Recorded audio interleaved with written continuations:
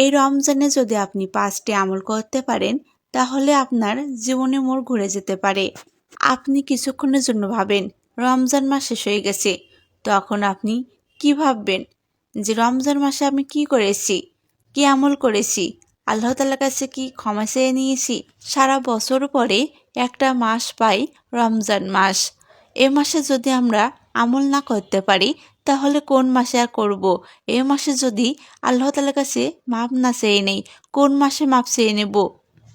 আল্লাহ তাআলার কাছে ক্ষমা চেয়ে নেওয়া সর্বোত্তম এই সময়। আপনি আপনার আত্মীয় স্বজন পরিবারের দিকে তাকিয়ে দেখেন, যারা গত রমজান পেয়েছে তারা এই রমজান পেয়েছে কিনা। আপনি যে রমজান পেয়েছেন আগামী রমজান পাবেন কিনা আল্লাহ তাআলা ছাড়া কেউ জানে না। সারাদিন রোজা রয়েছেন, কিন্তু আপনি আপনার চোখের জিনা ছাড়তে পারেননি।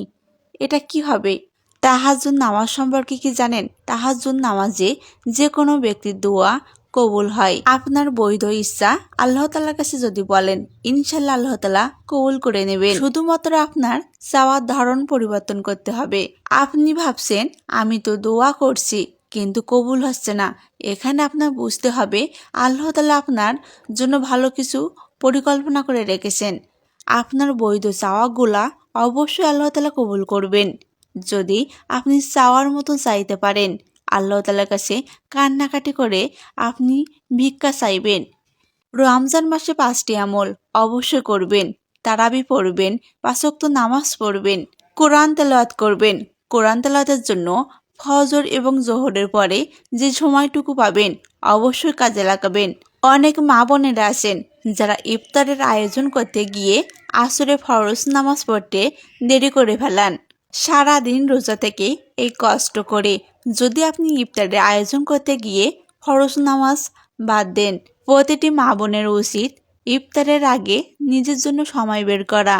ওই সময়টুকু একান্ত আল্লাহ তাআলার কাছে সময় কাটাবেন। সারাদিন রোজা রেখে যদি আপনি ইফতারের আগে আল্লাহ তাআলার কাছে দোয়া করতে পারেন, আল্লাহ তাআলা অবশ্যই আপনার দোয়া কবুল করবেন। আপনার চোখের পানি নাকের পর্যন্ত আসার আগে আল্লাহ তাআলা আপনার দোয়া কবুল করে নেন। মা বোনদের জন্য আরও অনেক সুযোগ আছে। কাজের ফাঁকে জিকির করতে পারেন। রান্না করতে করতে সুবহানাল্লাহ, থালা বাসন মাজতেছেন আলহামদুলিল্লাহ, আল্লাহু আকবার। এই যে ছোট ছোট জিকিরগুলা আপনি সর্বদা করতে পারেন। আপনি কাজও সম্পূর্ণ করতে পারবেন এবং অনেক জিকিরও করতে পারবেন। অন্য মাসে যারা তাহাজ্জুদ নামাজ পড়েন না তাদের জন্য অনেক সুযোগ রমজান মাসে তাহাজ্জুদ নামাজ পড়ার জন্য। তাহাজ্জুদ নামাজে কোন গোপন আমল করলে আল্লাহ তাআলা আপনার দোয়া কবুল করবেন। তাহাজ্জুদ নামাজ পড়বেন এবং আল্লাহ তাআলার ওপর ভরসা করবেন। আল্লাহ তাআলা আপনার দোয়া অবশ্য কবুল করবেন। যখন আপনি তাহাজ্জুদ নামাজ পড়বেন তার আগে আপনি দুরূদ পাঠ করবেন। তারপর আল্লাহ তাআলার কিছু পবিত্র নাম আছে, সুন্দর সুন্দর নাম, সেগুলো ধরে আপনি ডাক দেবেন। যেমন ইয়া হাইয়ু ইয়া কাইয়ুম বিরহমাতিকা আস্তাগিস, লা ইলাহা ইল্লাল্লাহ, আল্লাহ ছাড়া কোনো মাবুদ নেই। রমজান মাসে যদি আপনি আপনার দোয়া, আপনার পাপ সব মোচন করতে চান, অবশ্যই আপনি তাহাজ্জুদ নামাজ পড়বেন, 5 ওয়াক্ত নামাজ পড়বেন, রোজা রাখবেন।